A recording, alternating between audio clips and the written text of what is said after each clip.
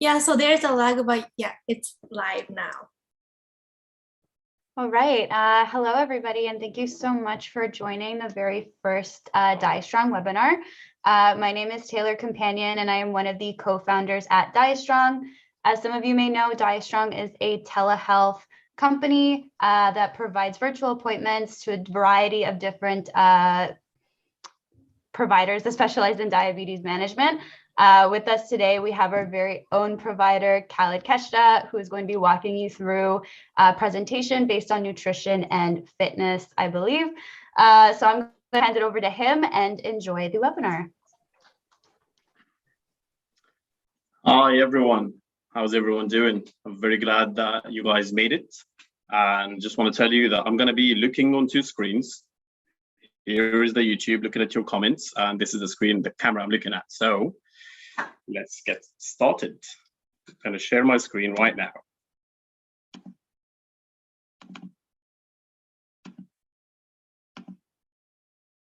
Here we go. So for people that don't know me, my name is Khalid Keshta. I am a coach, a nutritionist, a diabetes specialist.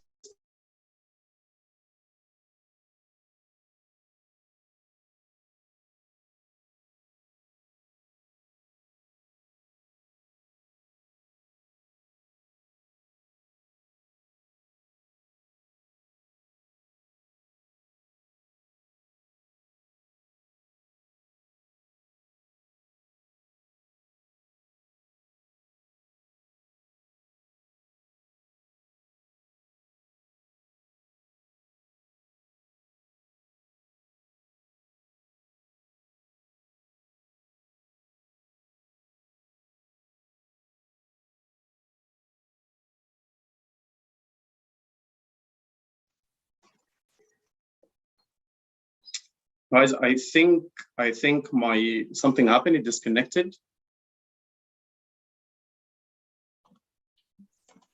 Taylor, can you confirm that you hear me?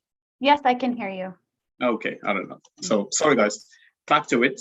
What I was going to say is that if you stick around until the end, I'm going to be discussing a lot of topics, such as how exercise affects your diabetes, what are the best foods to have as people with diabetes, and I'm talking about type 1 and type 2. It's not necessarily just type 1. How to avoid gaining weight if you're with frequent hypos all the time, which I know a lot of people do, and how can I help you as well as a coach to manage that, and a lot more. So if you stick to the end, you will also get to the discounts part, where you'll be able to see how you can be helped through Diastrong and through me. Okay. So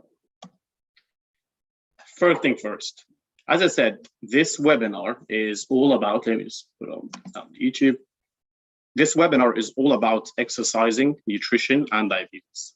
Why do I have the fear of injecting, or the fear of being picked on, or the fear of discrimination here, even though I'm not going to discuss it at all?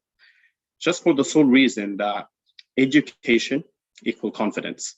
Any sort of knowledge or education that you would get for your diabetes, so for example, for exercising or nutrition, whatever it is going to help you with your confidence with everything else. A lot of people, they have a lot of fears when it comes to diabetes. Just know that till today, I am learning as well. There's a webinar, or there's an event, I don't go there as a teacher. I actually go there to learn all the time. So what the take from this is, don't ever underestimate learning when it comes to diabetes, because throughout your life, new things are going to come up. Your diabetes will change day to day. And when you experience people having the same condition as you, but dealing with it differently, is going to be very exciting. So just thought about throwing this there, because it's going to help you more. Once you keep on learning stuff, it's going to help you more with the management and help you more reducing any complications. Okay. I'm going to go to the next slide.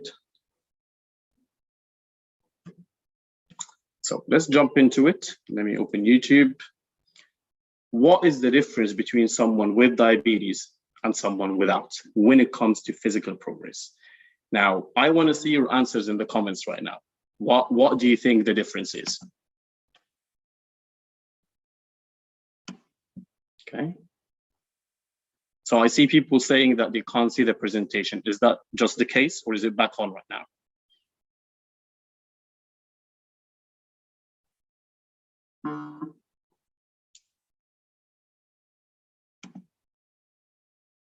Okay. Taylor, can you confirm that you can see me and the slides are working fine? Because people are saying no slides. I cannot see the slides. You cannot? No. Okay, cool. So wait. Let me share my screen again.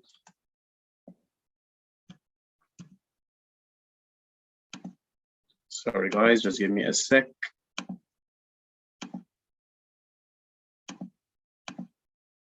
How about now? Yes, you're good. All right, I think, guys, everyone now sees my slides. So I think a lot of people saw the answer, but I want you to tell me what is the difference between someone with diabetes and someone without diabetes when it comes to physical progress. What do you think is the difference? I'll leave it here, so write in the comments, but the real difference is nothing. Let me explain.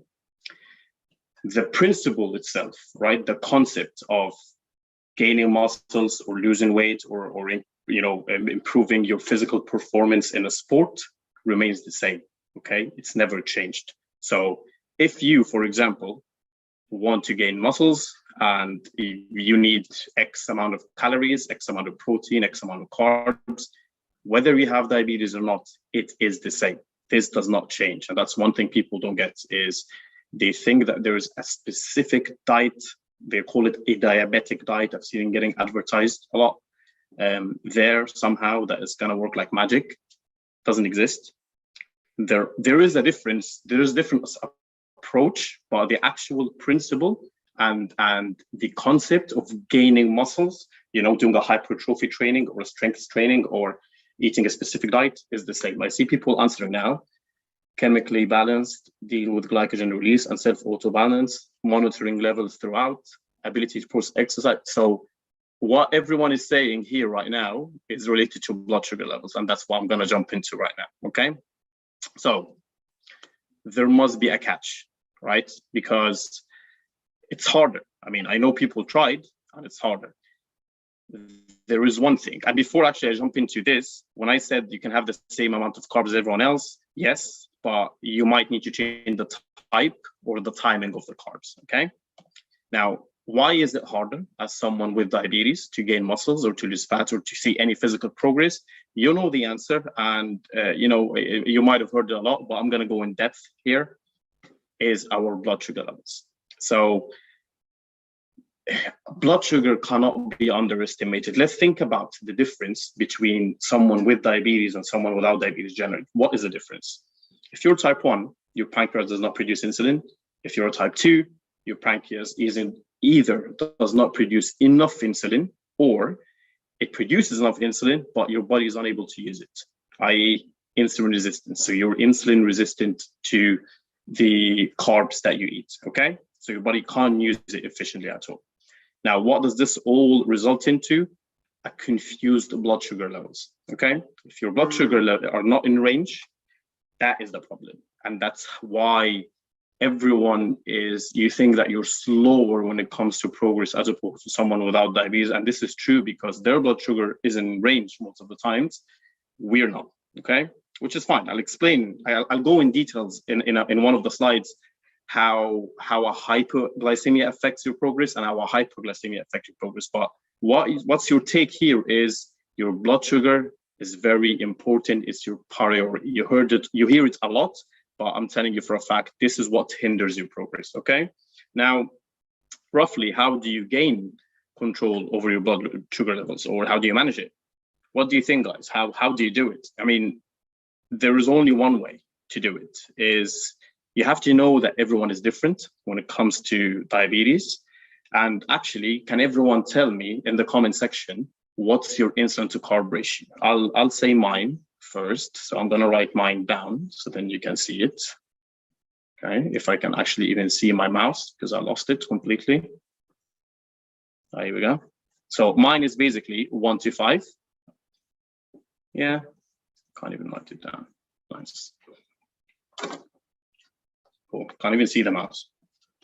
Well, anyway, mine is 1 to 5. Okay, I'm gonna write it here. 1 to 5. I want everyone, if you know it, write down your insulin to carb ratio. Okay. Why is trial and error so important? Because everyone is different. Okay, I am different than you guys. Here you go. Someone wrote 1 to 18. Someone wrote 1 to 10. Jack wrote 1 to 6. Tom wrote 1 to 7. We are all different. Okay. Even your daily insulin to carb ratio, your morning insulin to carb ratio is going to be different than your evening one. At one point, this could happen if you're insulin resistant in the morning. Okay. So that's one thing you need to know. Okay. Supervision. What do I mean here by supervision? You have to be supervised when it comes to your diabetes. And I don't mean that you must have a coach or you must have someone on top of your head 24/7. But what I mean here is there are some stuff that we need to do, like your eye screening test, for example. I have to do this once a year. Everyone here needs to do this once a year. HbA1c test, you need to do this. So you have to be supervised by a physician, a nutritionist, a coach to help you with your long-term health. Okay, this will help you. Now, there is no point of doing any trial and error without learning from it. And this is where the learning curve comes in. You have to know that diabetes is a learning curve. You guys are not going to wake up one day straight and you're going to have the perfect blood sugar level till the end of your life. Basically, it doesn't happen. You have to keep on learning. I'm going to go into it in details in one of the slides. You have to know, for example, when it comes to exercising, right, what type of exercise will affect my blood sugar and how is it going to affect it and how am I going to tackle it, right? That's a learning curve, right? This is something you're not going to go to the gym for one session and you're going to know it, okay? So you got to know this. Now, before I jump into, here we go again. Oh, I can see a lot of different numbers now, 1 to 60. So sorry if I pronounced it wrong. Velocus now said 1 to 8 and then 1 to 9 and then 1 to 10. She knows that it's different, okay? So before I jump into how badly a hypoglycemia or a hyperglycemia could affect you, I'll tell you first how you can be supervised, okay? And this, you can take notes of this, right? If you're gonna have a coach or a nutritionist to help you out with your progress, they need to do the following. So if you don't have diabetes, the only two important bits will be the first 2 points. But look, because we have diabetes, what needs to be added to our list, okay? And that's including myself, by the way. Whenever I'm competing or whenever I'm training for a specific event or a target, I have to do this to myself. Even if I am reporting it back to me, I just have to do it. I'll explain now. So a diet plan and a workout plan, that's inevitable.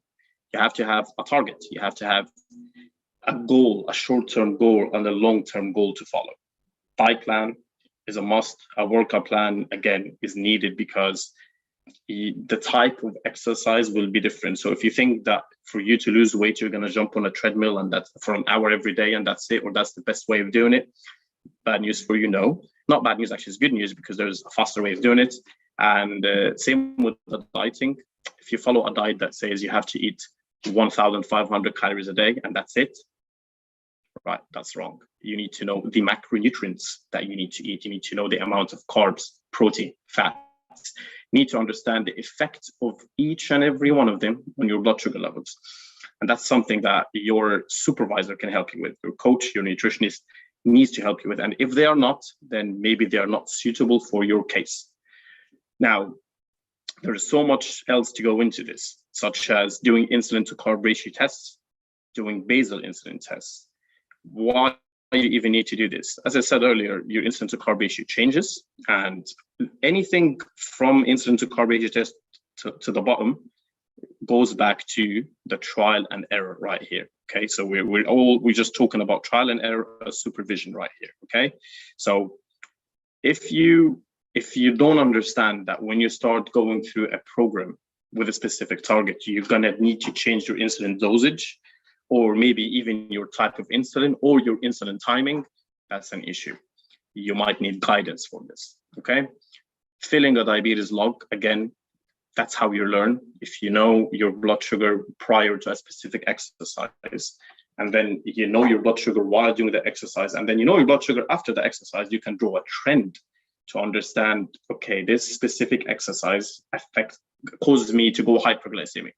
Next time I'm going to do it, I'm going to take insulin before or after or during, and so on. And then what I would do is I almost give tips about the insulin dosage and timing, as I said, and then your glucose or insulin intake around exercises, which is important, okay? Not every exercise will drop your blood sugar levels, and we're going to get into that in details in a bit. Some exercises would elevate it, so you have to know, right? When are you going to take it? How much? And how are you going to tackle it if you go to a hypoglycemia? So that's something you need to know, but I'm not expecting everyone to know it without guidance. You need guidance to do this, okay? Now, let's jump into exciting part. I'm going to read the comments for a bit. So everyone, wow. So Susan has got a 1 to 30 insulin to carb ratio. Okay. So Caroline is asking, what are you asking? I was asking earlier about what's your insulin to carb ratio. So people are answering, and I was just showing you guys that it's different for everyone. Okay. So let's jump into this. Why does blood sugar matter so much? Okay. So if you have a goal, you have to if you have a specific target, physical target, you have to understand the downside of your blood sugar not being in range. So being hyperglycemic will get you into a catabolic state. What does it even mean? A catabolic state is basically when your body starts breaking down its cells, it starts breaking down its muscles, its organs, its fat as well. And if all of you remember, if you have type 1 diabetes, before you get diagnosed, we all lost a lot of weight. Why is that? Because the glucose in our body, in our blood, couldn't get inside our cells because we had no insulin. Remember, insulin, the whole purpose of insulin is that it absorbs the nutrients from our blood and puts it in our cells, right? Our body couldn't do this. So, but our body needs energy. Just, when you're sitting down, you need energy. When you're breathing, you need energy. You don't even need to exercise or anything. So the body starts breaking down its own cells. This happens when you go hyperglycemic. Obviously not to the same extent, because I bet, well, I'll tell you my story quickly. When I got diagnosed, my blood sugar was 47 millimole per liter, which is around 880 microgram per deciliter. That was a lot. Okay, I never reached these levels now. Never, not even quarter that. But it will still happen if you're hyperglycemic frequently and for long periods. It will still happen slowly. So if you want to build muscles and you're hyperglycemic most of the times, that's not going to happen. There's no way it's going to happen. And now that's a difference when it comes to someone with diabetes compared to someone that doesn't have diabetes. Now, same with hypoglycemia. If you're hypoglycemic most of the time, how do you treat it? You need sugar, you need some sort of carbs. And surprise, everyone even is different when it comes to treating hypoglycemia. So actually tell me what do you use to treat a hypoglycememia? I personally use like a Lucozade, like a sugary drink. I think a Lucozade is only in UK, but basically like a sugary drink like this or sweets, it works wonders for me. I have clients that use banana. Like the fastest way for them to elevate their blood sugar is having a banana, which scientifically isn't correct because a banana is a complex fruit, but if it works, it works. So what do you guys do? I want to see how do you guys treat your hypoglycemia, right? So Aubrey's saying, for me, I feel sleepy when my blood sugar both high and low. It does affect you. When your blood sugar is high or low, it's going to affect everything, basically. So it's vital for it to stay in range. And for me to continue this part, if you're hypoglycemic, it will affect your central nervous system as well. So this is a long-term complication. You don't want to even get there, okay? But let's now just talk about physical progress. If you want to lose weight, if that's your target, and you're having sugar all the time because you're going hypoglycemic, that is going to ruin your progress, isn't it? It's going to hinder your progress at least. So here, just in this slide, you concluded that if your blood sugar is not in range, if it's hyper, you're not going to get muscles. If it's hypo, you're not going to lose weight. So that's why it's important, okay? So don't underestimate it. But I'll tell you how to do it. Specifically, even going hypoglycemic, I'll tell you how to do it without gaining it, okay? So I'm going to go to the next slide, but before that, I'm going to read some comments. So Night Wolf said glucosate, that treats as hypo. Daniel, glucose gel. Nephili, guys, sorry if I'm pronouncing the names wrong. Caramel candy, glucose tablets, Tropicana juice, Nutella as well. Ooh, yeah, you've got a good taste. Organic banana, we've got another banana here. Magid, we've got another banana here. Magid even uses watermelon, which again, scientifically doesn't make a lot of sense, but if it works for him, then it works. You would never argue with someone when it comes to diabetes because everyone is different, as I said. Natasha, sugary drink, MA juice, glucose tabs, yeah. So basically, everyone's different again. So going back to this. Before I jump to my next point, you need to know something. I'm going to read this out loud, actually. So no one with type 1 diabetes have an in-range blood sugar all the time, including myself. It's fine to go high or low, just not too frequent, and make sure that you never ignore a hypo or hypoglycemia. Always be prepared for them and always work on preventing them before they happen instead of treating them. And my motto or slogan all the time is basically prevent, not treat. Just quick minutes on this slide. When people see that they went high in blood sugar or low in blood sugar, they think that they failed themselves and they're failures, and they get emotionally wrecked. No one on earth that has type 1 diabetes will have a straight line, a linear, kind of line all their lives. Okay, no one will have 100% in range. I was going to say 8% in range, 100% in range all the time. It's not going to happen.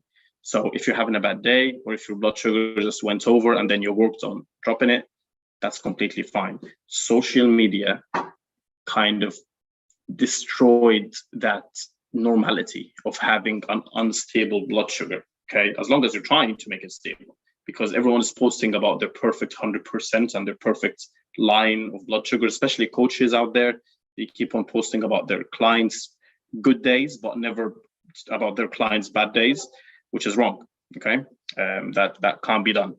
So what I want you to take from this is, as long as you're trying, you're perfect. As long as you're not ignoring it, as long as your blood sugar is, once it goes high, you're working, dropping it, and then you're learning, okay, it went high this time, cool. What did I do wrong? Oh, I did this, okay, I'm gonna change it. I'm gonna take my insulin earlier. I'm gonna take more insulin, and so on. That was sorted out. So I'm still reading some comments here. Wow, a lot of different stuff when it comes to treating hypoglycemia, like sweet potatoes, figs, fruit, tart cherry, apple juice. Yeah, that's a lot. Okay, guys, so we're all in this together. Don't just look at social media and get emotional about people's blood sugar levels, okay? So what is the best way to keep your blood sugar in range? Vaguely speaking, these are the most common stuff to do. Food, you have to know what's getting inside your system and how can you have control over it. And if it does affect your blood sugar in a way, you have to understand, okay, it caused this specific effect, hyper or hypo. What am I going to do about it? That's what you need to do. Oh, I had a protein shake, but then it elevated my blood sugar, but protein doesn't have any carbs. Well, surprise. If it happens to you, then protein does affect your blood sugar levels. How many people here that have like a protein kind of spike, so a blood sugar spike when they consume protein? Because I know a lot of people do. I don't personally, but I know a lot of people, once they consume a protein shake, boom, it's like they take insulin for it straight away. So tell me in the chat. So exercising. Of course, I went through this already, but I'll go through it again in a different slide. Stress will affect your blood sugar. Stress basically causes stress hormones to be induced in your body. So if you're stressed, your liver is going to decide to dump glucose in your bloodstream. Hence, when you're angry, when you're stressed at work, when you have like a stressful event, your blood sugar goes high. So that's the blood sugar spike. we call it. Sleep, if you're not having a lot of sleep, well, enough sleep, you're going to be stressed, and back to the stress point. Hydration, very, very underestimated. Again, let's go back to pre-diagnose. What happened pre-diagnose? We were all thirsty, very thirsty. Why? Because we have so much sugar in our blood that our body just wants to flush it out. So when you're drinking water, you're flushing out that sugar, and then you're, peeing it out. So it's very important to be hydrated. Now, again, that same story when I got diagnosed, the doctor told me then, remember that was in 2011, he literally told me this. If it wasn't for the amount of water I used to drink and then pee, I would have been in a coma, or at least, dead, or at least in a coma. He just told me this. I'm like, what on earth are you talking about? Because I had no clue what diabetes was then. So that's the importance of hydration. Temperature, again, affects everyone differently. Could cause you hyper. Alcohol consumption. Most of you know that alcohol by itself most likely will drop your blood sugar, but if you have a cocktail, or if you have something with it, or any sugar, then you're gonna have like a mixed kind of effect. So again, does that mean don't drink alcohol? No, I'm not saying this. I'm just saying that you need to know the effect of it, or the effect of a specific drink, or maybe pick specific drinks and don't try to keep on mixing stuff together, okay? Now, there are so much more factors that would affect your blood sugar, such as pregnancy and the menstrual cycle in women, for example. Obesity, for example, as well, would cause insulin resistance. And let me tell you something about insulin resistance, because it's very underestimated. Insulin resistance is the main cause of type 2 diabetes. Does that mean that we as people with type 1 don't have it? Trust me. How many people go hyperglycemic in the morning once they wake up? So you just woke up, you didn't consume anything, and your blood sugar is high all of a sudden. This is caused by something called dawn phenomena, or feet on the floor phenomena, but basically it's causing you insulin resistance. So why am I telling you this? Because the next point is gonna reflect on that. So, but I wanna know how many people have insulin resistance in the morning, because most of the people do. So if your insulin to carb ratio is higher in the morning, then that's insulin resistance basically, okay? So tell you guys, right, go to the comments. Oh, here we go. So Christina, yep. Natasha, DP, okay, I don't know what that means. Luis, yes.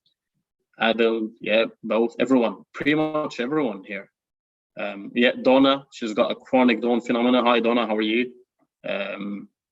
Oh, yeah. So Natasha's saying dawn phenomena and foot on the floor. So Natasha's having both. Yeah, guys, yeah, everyone had it pretty much, except Susan. Well, all right, Susan, all right, you're a unique one right here. Susan actually goes low in the morning, which, trust me, don't complain about it. Morning hyperglycemia and insulin resistance is just so bad, okay? And, okay, a lot of people do. So, why was I talking about insulin resistance? Because this slide reflects it. So, why is exercise important, okay? So, what we know, exercise, if you exercise, you're burning calories, aren't you? But you're also burning blood sugar in a way. So when you're getting rid of calories, you're using the blood sugar in your blood, which is blood sugar, yeah, to burn, okay, to give you energy in a way, right? Doesn't work all the time, but it's basically you're trying to drop your blood sugar, and hence you go for a walk when you're hyperglycemic because you want to drop it. It improves insulin sensitivity. It causes losing fat, which causes insulin resistance. So, to get this straight, why am I telling you this slide specifically is because all the benefits of exercising reflects on dropping the insulin resistance, which is the most annoying thing. Trust me, guys. Yeah, everyone here knows that insulin resistance is very annoying for someone with type 1 diabetes. So here's the importance of exercising. If you gain muscle, for example, it's going to improve your insulin sensitivity, hence it's going to drop your insulin resistance. Basically, pro tip right here, anything that reduces your insulin resistance is going to improve your blood sugar, okay? And anything that causes you to lose fat will help you in reducing your insulin resistance, okay? So quick point on this is if you ever followed a diet like a keto diet or one of these, extreme diets, you might think that it worked, but in reality, it actually didn't, because any diet that will cause you to lose a lot of weight in a very short period of time is going to cause you to lose a lot of muscle mass. If you lose a lot of muscle mass, you're going to lose, your metabolism is going to drop. And if you basically, the more muscle mass that you have, the more sensitive your muscle is to insulin, hence again, less insulin resistance. So anything that would cause you to gain insulin resistance or lose insulin sensitivity, it's unneeded. And that's the point of me telling you this, is that it's not important at all for you to lose weight, lose 4 kilos within 1 week, if it's gonna drop your muscle mass and you're gonna end up suffering from insulin resistance. So I would like to know, did anyone here follow a very short acting, like not short acting, but like a crash diet? We basically call that a crash diet, where you lost a lot of weight, and then what happens is once you stop that diet, you rebounded straight away, because this happens all the time. So let me know in the comments. So Adel is saying he usually have high insulin resistance if he stops exercising for a couple of days. Guys, so there's a Q&A later, by the way. So all these questions are gonna get answered. So just stick around, okay? Okay, so what to consider before exercising if you have diabetes. Now, I believe this is the point that everyone is attending this webinar for. All right, let's go through them. So now, a lot of people, as I said, they don't know the importance of exercising, but a lot of people as well, they think that every exercise will drop their blood sugar levels because you're burning calories. And as I said, burning calories equal burning sugar and so on. I'll tell you something.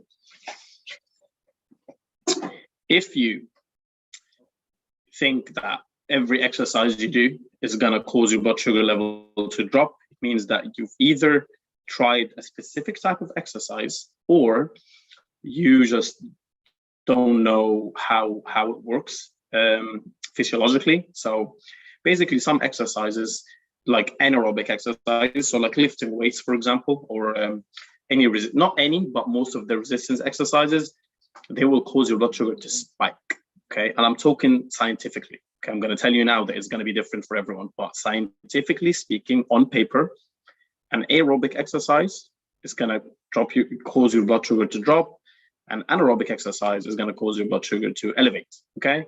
Why is that? Aerobic exercise, your body's burning calories, okay? If you're doing less, and an example of aerobic exercise is basically walking, light cycling, swimming, anything that isn't very intense. All it does is that it just burning calories, hence your blood sugar is gonna drop. And that's why when someone's blood sugar is so high and the insulin isn't working, we tell them go for a walk. You don't tell them go lift weights, okay? Anaerobic exercise, so doing a heavy squat or a heavy deadlift or just decided CrossFit or anything that causes your body to become under stress. When you're stressed, as I explained earlier, your body induces stress hormones. These stress hormones tell the liver, hey, liver, dump glucose in the system because this person is stressed. So whatever hormones says that, or it could be that, hey, this guy needs energy, this girl needs energy, so dump more glucose. And then you end up actually, even though you're burning sugar and calories, your blood sugar is going up. Now, that's a problem, okay?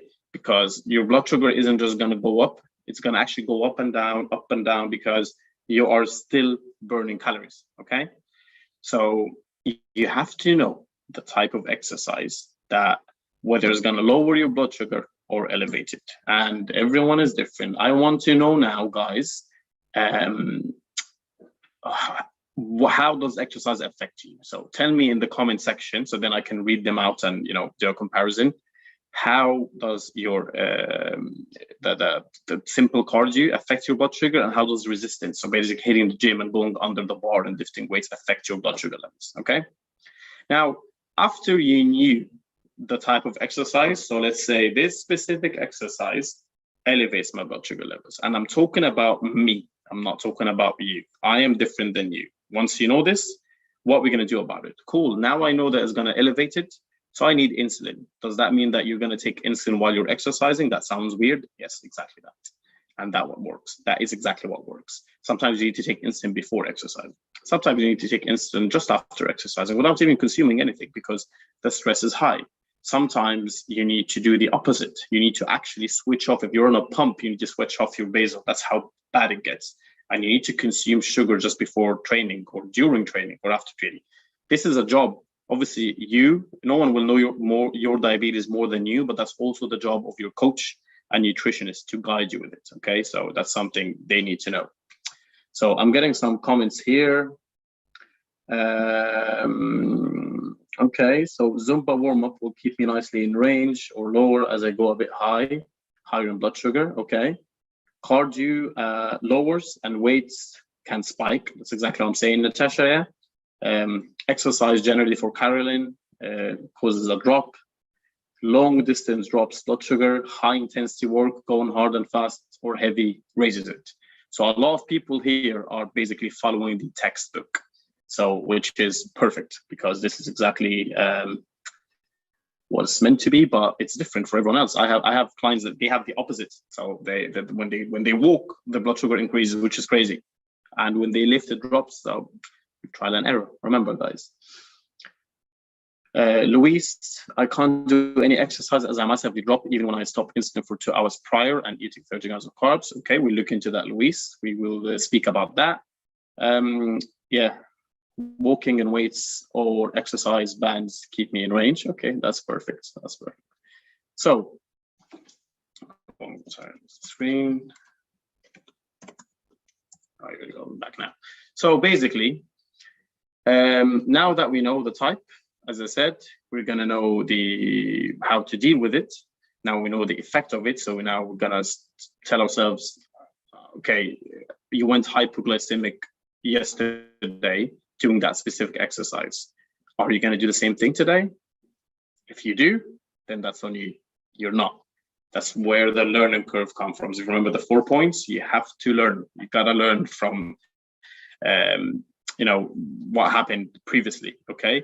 And then you have to write a list. Okay, if I do this, that's going to happen. If I do that, that's going to happen. Okay, how am I going to deal with that bit? How am I going to tackle this issue? Okay, through this and so on.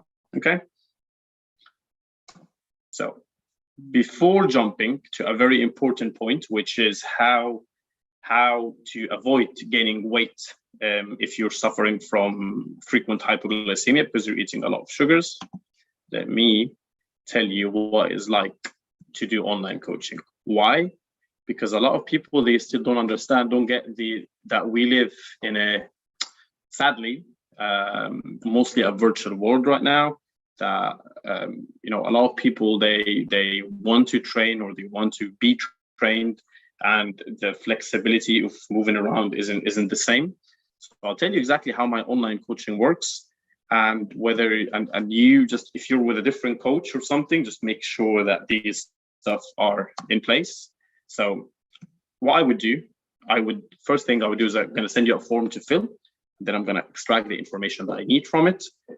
It includes your stats, your target, your health, your injuries history, your operations history, and whatnot, everything about you, basically. And then I have to write the plans for you. So there's a diet plan, and then there's a workout plan. But all these are easy. It's the daily monitoring. So again, your nutritionist or your physician or someone, they need to be available when you have a specific, like an instant insulin spike or an insulin or a blood sugar drop, where they can talk to you about it. They're going to look at it and be like, okay, send me the chart. Okay, this specific incident has been caused by this, like whatever it is. So obviously I don't want to give examples, they need to be analyzing your blood sugar charts, as I said. So by the end of the week, hey, send me one chart, and then they'll have a look at it. They have a look at the averages, your average time in range. These stuff are important. All these stuff can be done online. So just thought about throwing some light on how I deal with online coaching and what you're meant to expect from an online coach, pretty much, if you have diabetes. Okay. More comments are here. Wow. There's a lot of stuff. Okay, so I'm going to just go through them at the end with the Q&A. Okay. So now, how to avoid gaining weight. or messing up your diet if you're going through hypoglycemia daily or just frequently, okay? Because as I said, hypoglycemia means more calories, more sugar, more calories, right? A lot of people, what they struggle is they go to exercise, but then their target is to burn calories, but they end up eating calories to treat their hypo. And then they just find that there is no point of doing what they're doing because they just ate what they burned. And that causes, severe loss of motivation. And that's it. They decide, all right, I have diabetes, exercise is not meant for me. Well, no. Let me tell you exactly what it is. So let's put an example out there. First of all, before anything, you need to follow a plan, okay? If you think that you're gonna reach your target without setting a plan, whether you set it for yourself or you have a coach or nutrition to set it for you, it is not gonna work. If you're gonna go to the gym just to freestyle, just lift weights here and there, eating whatever you wanna eat without taking notes, if you're not taking notes of what you eat, then how are you gonna know if you're in a surplus or you're in a deficiency? You have to know, the deficit. You have to know exactly what you're consuming. So then you can track the progress and then you can make changes accordingly. Hey, I'm not losing enough weight. Hey, I'm not gaining enough weight, and so on. So first of all, you need a plan, okay? Now, let's say you went hypoglycemic today while you're exercising and you consumed 30 grams of carbs, all right, to treat it. How do you do it? How do you treat it without actually gaining weight or without actually affecting your daily target? It's very simple. And this is the difference between someone with diabetes and someone without, especially when it comes to a coach coaching you, like coaches that don't have diabetes or they didn't study how to deal with diabetes. They wouldn't understand this point. They would be like, hey, why did you have this banana, this extra banana? Or why did you have that Lucozade, or that fizzy drink, sweets? Oh, because I went hypo. Okay, next time don't go hypo. Well, if it was this simple, then yeah, but that's not the case. If it happens and you go hypo and you use 30 grams, 50 grams of carbs, just deduct it from your daily target. That's all you need to do, okay? Is it as healthy as consuming food? Well, yes and no, depends on your target, but I'll give you an example where it was very hard for me is when I was competing and my diet was severe, like very, very, like I used to train 3 times a day and my diet was very low in calories and very high in proteins and very low in carbs. It was awful. That was the only way that I could do it. Whenever I go hypo, and my daily allowance for carbs was like 100 grams of carbs, okay? Whenever I go hypo and I consume 40 or 50 grams of carbs in the form of sweets or in the form of a drink like this, I used to get so pissed because I am already hungry on 100 grams of carbs. Now, 50 grams of this 100, I just drank them. So I need to eat, okay? But I don't know if any of you is competing in bodybuilding, you don't need to be this strict, but if you ever consume, if your target, let's say, is 200-300 grams of carbs, if you consume 30 grams or 50 grams or 100 grams treating a hypo, try to take it from that target. If you can't, then you take it the next day. So the next day you just eat 100 grams less. Again, quick tip, there isn't a scientific proof that you need to count your calories daily. It could be every 2 days, it could be every week. There isn't something out there that actually specifies daily, but it's easier for the human brain to talk about it daily, okay?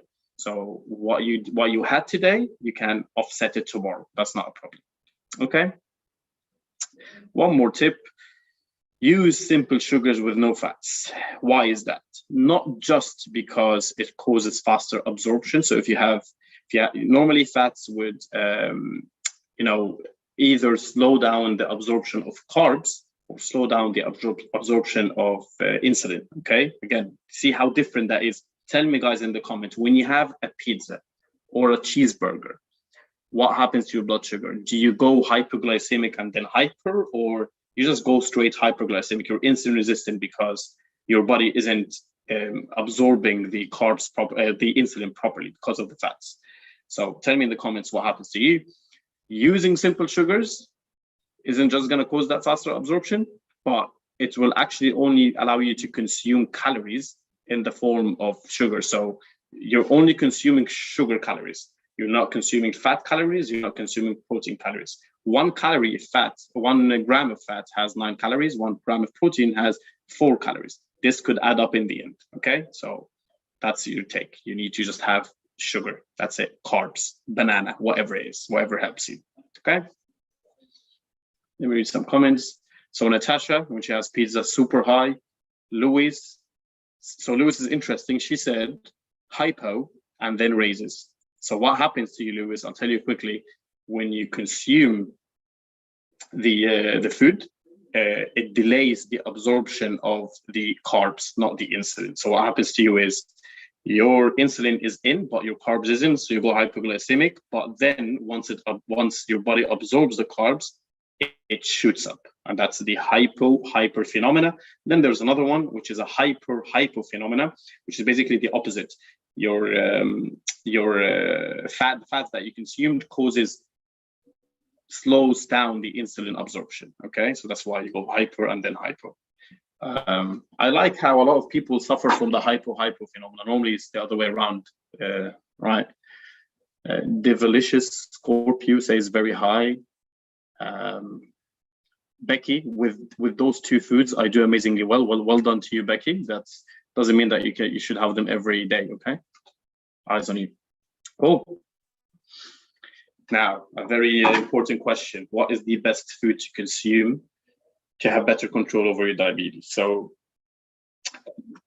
you see a lot of marketing out there talking about diabetic food and diabetic this, diabetic that, diabetic exercises. Actually, I made a video on Instagram. Go on my Instagram and check it out. There's some people saying these exercises are for diabetics, right? And they call it that. So there is no food that is called diabetic food. Okay, there is no specific food for people with diabetes. There is no cinnamon out there. Okay, all this stuff just doesn't exist.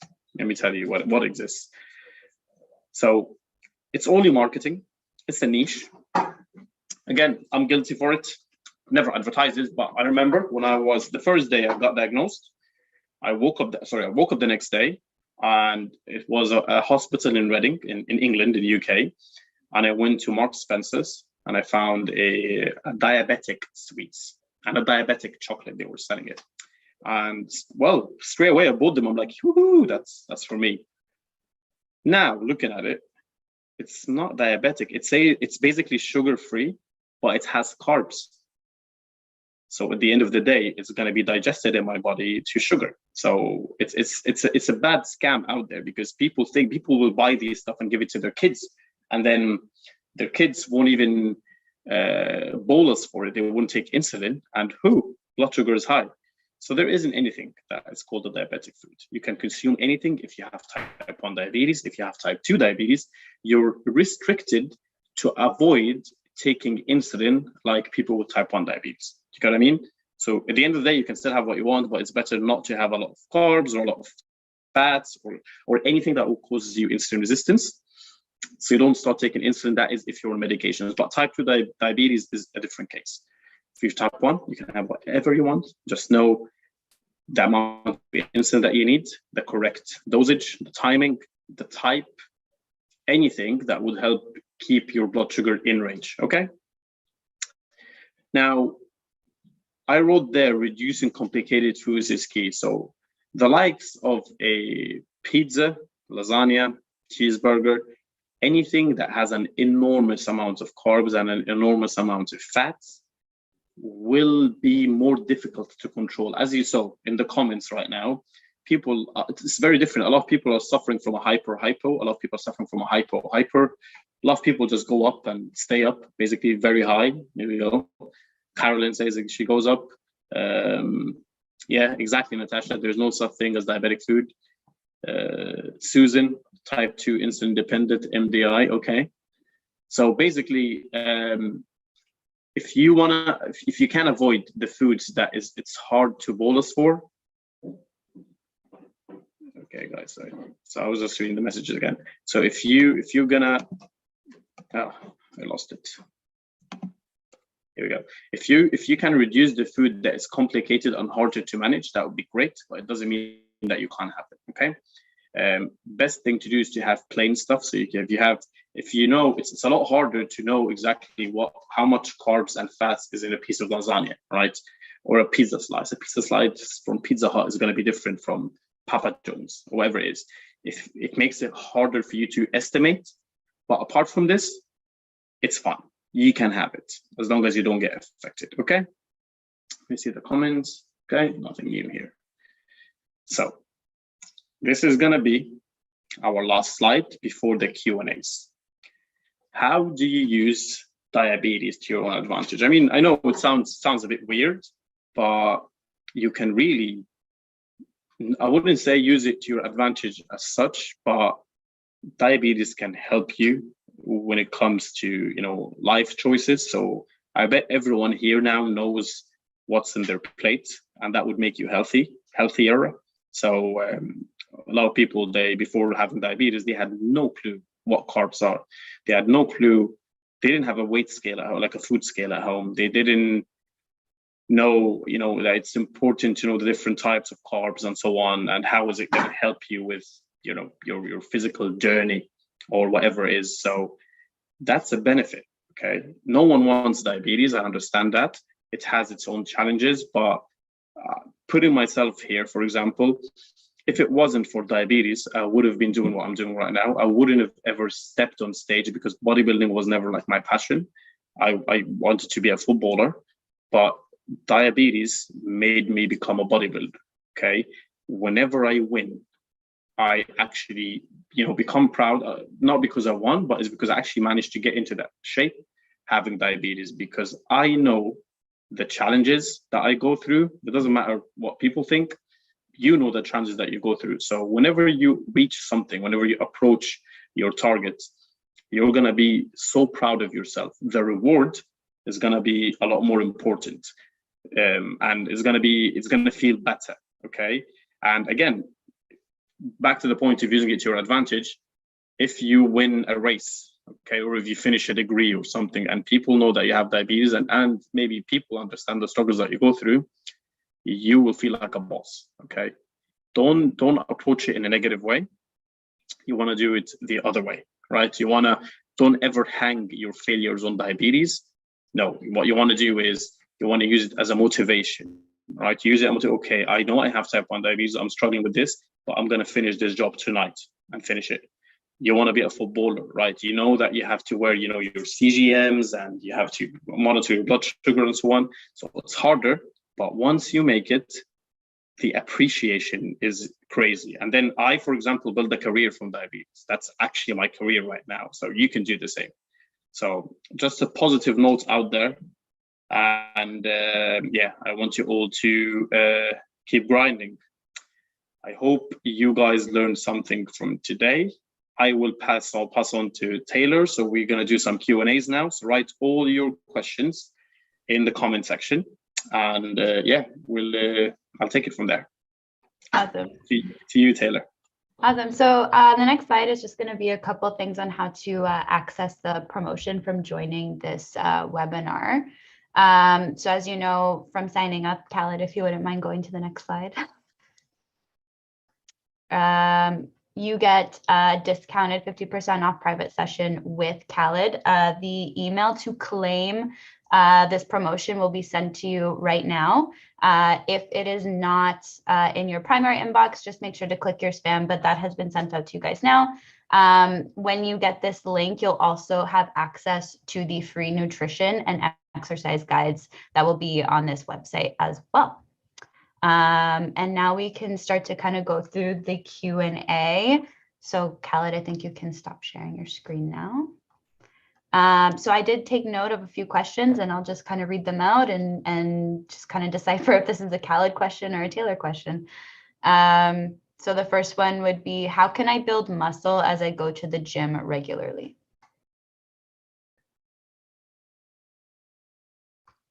Oh, I think you're on mute, Khalid. Okay, sorry. Repeat again.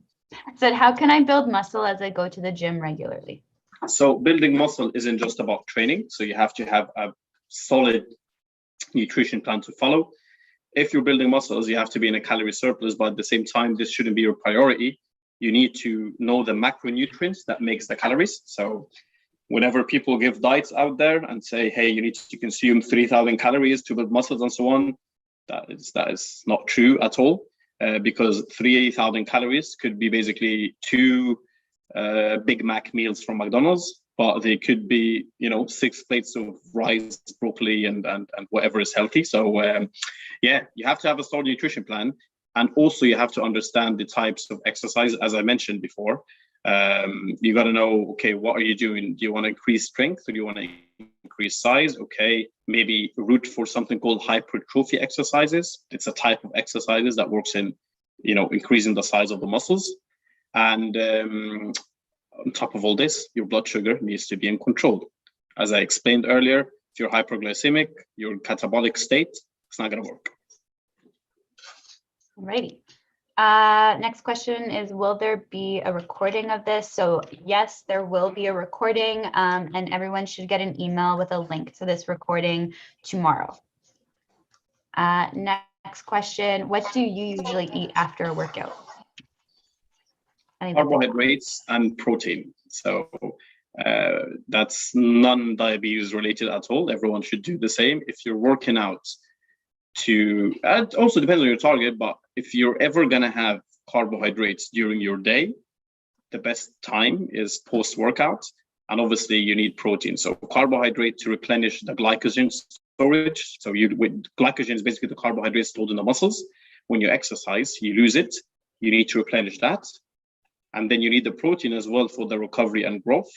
So the examples can have the likes of rice, pasta, potatoes, sweet potatoes, oats, toast, bread, whatever.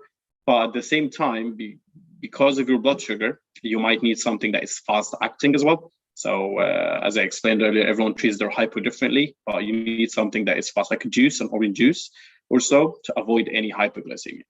If after training you're actually hyperglycemic, then you will not need this short acting, this fast acting carbs. Okay. Wouldn't it be better to have lows than highs? Ooh, that is a tricky question. Who asked that question? So it's basically having lows can be spotted easily. Okay. So if everyone here knows, if you're hypoglycemic, you can spot it and you can treat it. The short-term effects, I would say no. Having a low feels worse than having a high, but on the long term, because you instantly can treat a low, on the long term, you having a high basically is worse, because if you don't spot it early enough to take insulin, you can remain high for a while. So yeah, there isn't a better, but there is basically what you can spot and when. So yeah. How low is too low that I need to worry about it? Anything below 4 millimoles per liter or 70 milligrams per deciliter. So you shouldn't, no. So Susan, you shouldn't wait for a low to happen. Remember when I said prevent, not treat? So if you worry about anything that is just approaching the hypoglycemia. So if you see yourself 80, for example, yeah, you wanna check that out. You wanna see if you're wearing a Dexcom or a Libra or any CGM. You wanna see where the curve is going and try to save yourself. So yeah. Someone told me having too much insulin can make my stomach bloated. Is that true? No, not bloated as in water retention. That's not gonna happen. What can happen is you can have like bruises from taking insulin in the area, or you can gain weight if you're taking insulin for the wrong reasons. So for example, some people think that taking insulin, so insulin causes weight gain. No, it's the reason you're taking insulin. So if you're taking insulin because you're consuming a lot of sugar or a lot of carbs or a lot of fat as well, then okay, that will cause you to gain weight, and that needs insulin to be shoved into your body. So yeah, it's just the stomach to look bloated. No, that is not true, unless you're gonna suffer from lipohypertrophy, which is basically, as I said, where you're injecting in the same location all the time and it just causing bumps everywhere. Okay. I usually have high insulin resistance if I stop exercising for a couple of days. How can I deal with it if I don't have time for exercise? Well, no, I mean, sad news, you have to move. So you have to keep on moving. You gotta understand that insulin resistance is basically a buildup of a lot of stuff. So as I said, fat gain, or if you have a lot of, sorry, my WhatsApp is crazy. So if you have a fat, if you have a lot of fat, that would cause insulin resistance. The way to lose it is by dieting and exercising. But also, if you're not exercising, and by exercising, I don't mean hitting the gym for like 2 hours and lifting weights. It could be as easy as a 30-minute walk. If you're not doing this, it's going to be hard for your body to adapt to it. So I would recommend go for a walk at least like 30 minutes. That's not a big deal. At night before you sleep or in the morning before you get to work. That should do the trick. And sorry, one more thing. If you're using a pump, you are in control of your basal insulin. So you can allow your body to take more insulin in the morning before you suffer from insulin resistance. Okay. I had gastric sleeve surgery in April. How can I gain muscle and keep my glucose level? In April, which is 3 months ago, so I wouldn't recommend doing any high intensity exercise within 6 months of having that. So I would work on keeping your blood sugar in range, which is basically the tips that I said earlier, knowing your insulin, dosage, recalculating your insulin to carb ratio, doing tests. There are a lot of tests out. There's one specific test that you can do that will help you with that. Basically, you're consuming a specific amount of carbs, taking a specific amount of insulin, and then you're going to do a measurement. But what you can do as well is that you can do aerobic exercise. So you can go for walks, you can do swimming, you can do cycling, but don't go under a bar or lift heavy weights at all. And by not doing this, it's going to be hard to gain muscle, but at least you can work on dropping the fat for now, because the less fat you have, the easier it is to gain muscles. So in the future, it's going to make it easier for you if you start losing fats. Okay, and we have, is it possible to lose fat and gain muscle at the same time while being diabetic?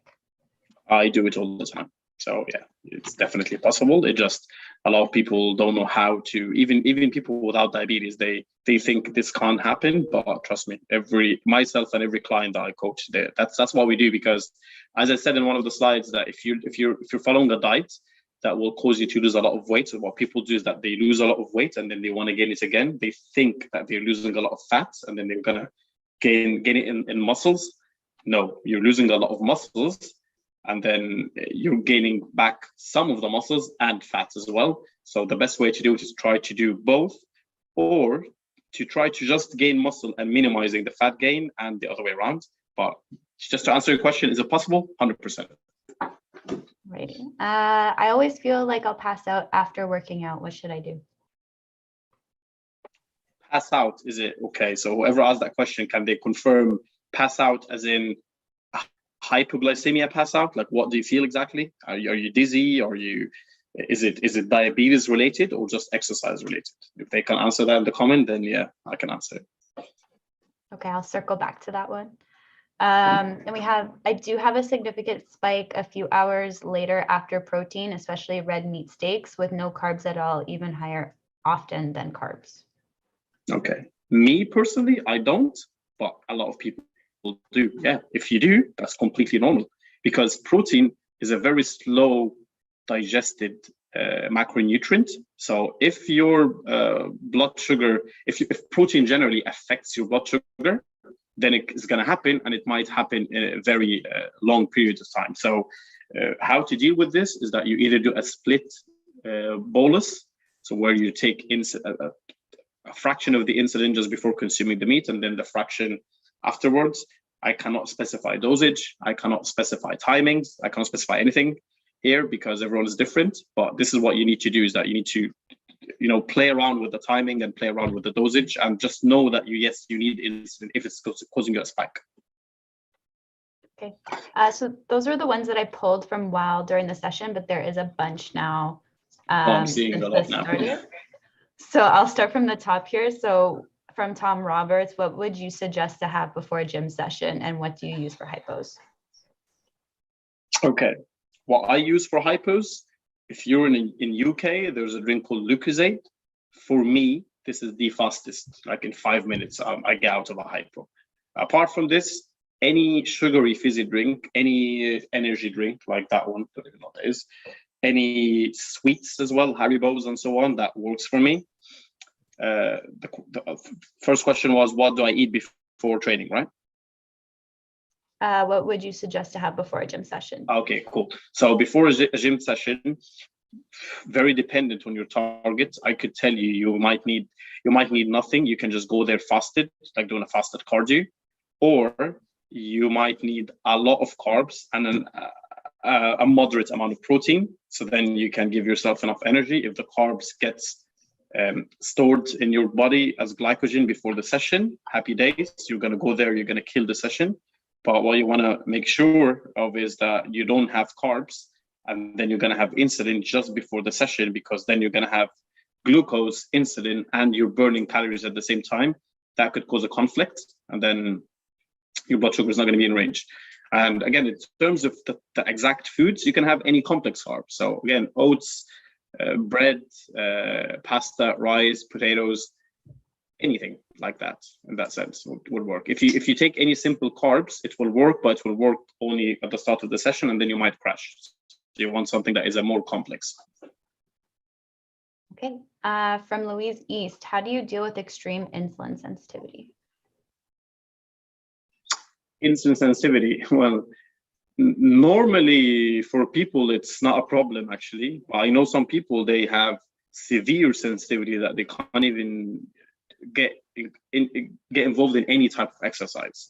So you will have to play around with your basal mainly. So your basal is basically the long acting insulin that you inject once or twice a day. You have to play around with it. You have to drop it if it's happening every time. If it's a specific activity that drops your blood sugar, so let's say every time you exercise, your blood sugar drops severely, then you know for a fact that you need to have something, well, the fastest thing that would elevate your blood sugar, and just keep on sipping from it before your exercise, during your exercise as well, and obviously straight after it. So yeah, very subjective, but that's what you need to do. It's not just about sugar, it's about your insulin, and obviously it's about also the types of exercise, as I mentioned. So yeah, it's a lot of guidance that needs to be given there. Right. From Susan Enns, this is a little similar from one before, but with an additional question. So how low is too low? When should I take carbs during an exercise session? If you go hypo, then you need to have it, well, before the hypo. That's the thing, guys. If you manage to prevent the hypo, then so be it. If that exercise is causing you to drop in blood sugar, then you need it just before the exercise, okay? During the exercise, and that's why a drink is very convenient. So something like this, it's very easy just to take a sip every like 15 minutes. And after exercise, you will need a simple carbs like that and a complex carbs, as I mentioned. Again, if she can specify what happens to her during exercise, then I can advise. Okay. Why is it that sometimes my levels go higher and higher 2 or 3 hours after eating instead of going lower and lower? From Becky. Okay, because the food that you're consuming hasn't gotten broken down instantly. So it took time. So I was explaining to someone, the guy that was speaking about the steak, if it's a very long, it takes time basically for that food to be broken into your system. So your blood sugar doesn't drop instantly, okay, or doesn't elevate instantly. It takes its time. So if this happens to you, you have to consider split bolusing. So if, let's say, I'm going to say hypothetical numbers now, okay, guys, don't quote me for this. Let's say you're taking 4 units of insulin for whatever food that she's talking about, and her blood sugar elevated 3 hours later. It means that she, on top of that 4 units, she needs probably extra 2 just after her workout, after she consumes the food. or she needs to split that 4 into a 3 and 1 or a 1 and 3. I can't tell. Only she and her nutritionist or coach can tell. Okay. What do you suggest for weight loss for type 1s with hypothyroidism? From Christiana. Yeah, so hypothyroidism is very common with people with type 1. Depends on the medications that she takes, but maybe if assuming that she's on hypothyroidism medications, you just got to do exactly the same thing, but maybe eating a bit less. So what I do with clients that have hypothyroidism, we do a test. I give them the plan that they're going to follow. After they follow it, okay, and that plan is not going to take into consideration the hypothyroidism.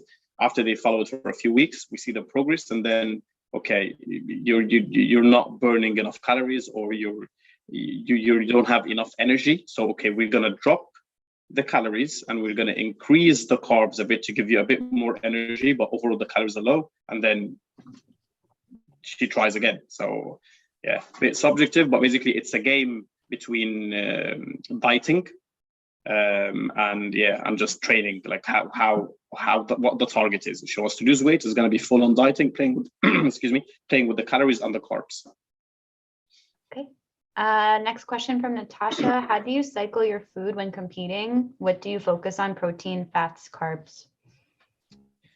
When I compete, it's hell if I'm closer to the competition. So competing, there are phases to it. So there's a phase where I'm actually eating a lot, and then there's a phase where I'm depleting myself. So I can be consuming, for example, 150 grams of carbs. What I'm going to say again, that's only for me, 300 grams of protein and maybe 100 grams of fat. And then out of nowhere, I look at my progress and realize, okay, no, I need to cut more. It becomes a 50 grams of carbs, and then protein stays the same, and then I drop the fats as well. And then it reaches a point that it's very low, that I'm only consuming the carbs that would actually treat my hypoglycemia. And that's when it gets painful. But yeah, that's bodybuilding. So that's not a suffering that anyone else will go through, pretty much. From Carolyn, how do I take in 120 mgs of protein a day and build muscles? Mg, I'm assuming milligrams? I'm not sure. Yeah, I was going to say, no, she means 120 grams of protein. Okay. So say again, how can she take? So how do I take in 120 grams or milligrams of protein a day and build muscles? Okay, so I don't get the question. How can she take it? As in, how can it be convenient? Okay, you have a lot of protein-rich foods. Eggs, people underestimate eggs. Eggs is very healthy. It doesn't cause cholesterol problems as people think. In fact, half the protein in the egg is in the yolk for people that extract it. But then you have the meat, you have fish, you have whey protein. Whey protein, by the way, is the best source of protein out there. Back in the days, eggs was #1, scoring 100 out of 100. Now whey protein is scoring even more. So don't be scared of taking supplements if you don't have any issues. What else? If you're a vegetarian, you've got legumes, you've got lentils, you've got a lot of stuff. I don't know, I'm just assuming if you're a vegan or a vegetarian, you will definitely need supplements to basically supplement you with the extra protein and the extra vitamins. Otherwise, for you to get to that protein target, you're going to be consuming a lot of carbs along with it, because there isn't a plant out there that has more protein than either carbs or fats. Yeah, so how to gain muscles? How consuming this? You just train. Basically, I don't know your weight or anything, but 120 could be sufficient. It could be too low. I don't know. But basically, the rule the hack to gain muscles is to do hypertrophy exercises and train till failure. That's the two things that you need in terms of training. Dieting, high protein, calorie surplus, and then your blood sugar needs to be in range most of the time. That's actually #1 priority. Okay. From Nepali, I used to work out every day, but then I got super frequent tachycardia, and now it's really hard for me to work out without losing my breath. What can I do? What is the cause of the tachycardia? So, I mean, you can't force yourself to exercise if you have tachycardia every time. So I mean, you got to see a physician for this. You got to know the reason for it, and then maybe I can give an advice. Sorry. From Emma Dell, I usually have high insulin resistance if I stop Oh, I think we did this one. I think they redid it. Okay. I'm scrolling. Okay, any specific advice on losing rotund belly fat? It's proving difficult, from Nightwolf. It's specific to lose? Losing belly fat, it's proving difficult. So belly fat is pretty much the last fat that will be lost, okay, which is unfortunate. So there isn't a thing that would make you lose fat in a specific area, okay? Losing fat, you lose fat on all your body. Sadly, the lower belly fat, this area is, I can't really see, I don't know why I'm saying this, but basically the bottom belly fat is the last area that you lose fat in. It doesn't mean that you lose all the fat in your body and then you switch to it. No, I'm talking about the rate. The rate of loss is a lot slower than the rest of your body. So again, you have to follow a diet plan that is lower in calories. So you gotta eat less than what you, you gotta burn more than what you eat. And you got to understand what makes up the calories. So you got to understand the protein and the fat and the carbs. And you have to exercise and be active just for the sake of having your blood sugar in range. Because if you're having insulin resistance, belly fat basically causes insulin resistance, just so you know. So she most probably is suffering from insulin resistance. If you're suffering from insulin resistance, you want to get rid of it. Exercising is going to help. Okay. What type of exercise is better for weight loss? Is it lifting weights or cardio? Both. You got to do both. If you do cardio, if you're just doing cardio, you're just going to be burning calories and you're not going to be adding 1 gram muscles to basically to yourself. So that's not an advantage, okay? And in fact, if your diet is low in calories, you might end up losing muscles, which, as I explained earlier, is very bad. So what you want to do is you want to do cardio to burn calories. But you want to do heavy weights as well, or not heavy, just lifting weights, resistance exercises, to try to add on that muscle mass. And the more muscles you have, the better your rate of fat loss becomes. So they work together, not against each other. Go to the gym, have a session, do both of them. And there's one thing I didn't mention in my presentation, actually, is you train based on your blood sugar level. So if you're going to hit the gym and your blood sugar is within range, but in the low range, so let's say blood sugar is 80, you're not going to do cardio because otherwise you're going to go hypoglycemic. Same, if you're going to do an exercise that is going to elevate your blood sugar and your blood sugar is already 150 or something, again, you're not going to do it. So yeah, you got to think about you got to plan it basically. After heavy session, I'm barely in need of insulin in the evening and the next day. Is that okay? I train at least 4 to 5 times a week, so I try to rise my BS with heavy lifting, and it is a vicious cycle. You don't use heavy lifting to elevate your blood sugar. So I didn't get the question. So I'll tell you to repeat it again. But if you're suffering from a hypoglycemia, you don't use exercise to elevate it. You have to have sugar. I'm not sure if this is the answer, but if you repeat it again, maybe I would understand it. So I think the only part of the question was, after a heavy session, I'm barely in need of insulin in the evening and the next day. Is that okay? Yeah. What's the problem with that? Okay.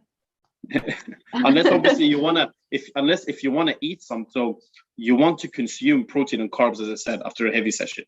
If you don't take insulin for it, well, fair enough, good. Your body is already very insulin sensitive, that it's absorbing the food and putting it in your cells. If your body is not absorbing the nutrients, it will remain in your blood sugar, and then you're going to go hyperglycemic. So if you don't need insulin, happy days for you. Okay. How safe is taking creatine regularly, making sure it's making any kidney complications? Well, if you don't have any kidney complications, then it's safe. It's 100% safe. Creatine is one of the best supplements out there. So if you're after strength or size, creatine is your friend. If you don't have any kidney or liver problems, and it is diabetes friendly, as people call it, even because a lot of people think if you have, that's one of the most frequent questions I get on Instagram. is, can I take creatine? I don't know why specifically creatine that people think that they can't take. There's a rumor out there, but yeah, you can. Okay. Waking up with a high, 1, should I eat something and correct the high with insulin, or 2, leave the high as it is, or 3, correct the high with insulin without eating anything? If you're high, you take insulin. Yeah. You don't eat to treat it unless it's you're gonna be doing something. So I don't know if it's like in the middle of training maybe and after training. So if basically look at what you're doing. If it's gonna elevate, if what you're doing is gonna drop it. So if you're gonna exercise, it's gonna drop it. Okay, maybe take insulin, and then on the way you can eat something to then break even. But if it's just a high, obviously just take insulin. So we do have a follow-up from one of the earlier questions that you needed more clarification on. So from Tom, he said, to follow up from his question earlier, would you have the carbs before and not have insulin, I guess, before exercising prior to your session? Would you recommend maybe a snack that's quicker to have? So you wouldn't have carbs and not have insulin if it's going to result in you being hypoglycemic. As I explained earlier, don't leave an opportunity for your body to become catabolic. Okay, you don't want that. So the best thing to do, let's say you're going to consume food, have the carbs, take insulin, and then you're going to have something sugary to counteract the drop of your blood sugar while you're training. That's the best thing to do. He said, what snacks do you have during workouts? Yeah, is there maybe a snack that's quicker to have? As I said, any simple sugar, anything that would result in elevating your blood sugar, juice, candy, sweets, banana, maybe sometimes even like protein bars that can help. Yeah, very subjective, Tom. Okay. What type of food is helpful for sustaining blood glucose in very long duration cardio? Any complex carbs. So again, bananas, oats, brown bread, rice, anything that wouldn't cause a spike or a sugar crash. That's good. That's what you need to have. But again, what you can do is if your energy levels are fine, you can have a simple sugar. So again, like the drink that I have, and keep on sipping from it. If you have a CGM like this, your life will be easier because then you can monitor and track what's happening. So yeah. Is it okay to exercise fasted? What's the cons and pros? It's, as someone with diabetes, there is no cons or pros. But if you suffer from insulin resistance in the morning, you gotta ask yourself that exercise normally, like during the day, is it gonna elevate or drop your blood sugar? If it's gonna elevate, then you can't do it fasted. It's impossible because your blood sugar is gonna get worse. If it's going to drop your blood sugar, then actually it's good to do it fasted. Okay. General pros and cons depends on your target, whether it's fat loss or muscle gain and so on. But it doesn't make this much of a difference as people think. Whether you do fasted cardio in the morning or you just do cardio midday, it will. What will it depend on is the glycogen levels stored in your body. When we're asleep, we're fasted for 8 hours, so we don't have a lot of glycogen. So our body's going to use the fats to burn. If we're not, then the body can use the glycogen. But when you use the glycogen, your metabolic rate is higher. So yeah, you still burn calories. So yeah, it's again subjective. All the questions are subjective. As I said, diabetes is different. Yeah. So we only have 2 more, and then we'll kind of segue into wrapping up. Okay. So we have. There are so many macro calculators or calculations. What do you recommend, and do you have one? I have one I use for my clients. Yes. So yeah, it's a long equation.